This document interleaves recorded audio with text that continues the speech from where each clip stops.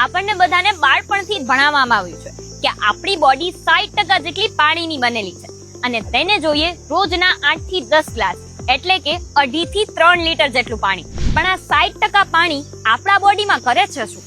તો આ પાણી શરીરના સેલને એનર્જી આપે છે, ઓક્સિજન અને ન્યુટ્રિશનને ટ્રાન્સપોર્ટ કરે છે, સ્કિનને ગ્લો કરે છે, ટેમ્પરેચરને રેગ્યુલેટ કરે છે, શરીરમાંથી ટોક્સિનને બહાર કાઢે છે અને ડાયજેશન સિસ્ટમ પણ સારી રીતે થાય છે.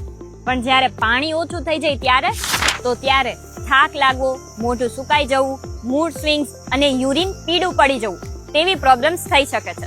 પણ જો તમે પ્રોપર પાણી પીવો છો તો બોડીને કામ અને ફ્રેશ ફીલ થાય છે, તેમજ આપણું બ્લડ કિડની દ્વારા ક્લીન થાય છે. પાણી આ સિસ્ટમને સપોર્ટ કરે છે, બોડી ડેટોક્સ થાય છે અને મેટાબોલિઝમ પણ એક્ટિવ રહે છે. પણ પાણી પીવાના બેસ્ટ ટાઈમ ક્યાં છે એ ખબર છે?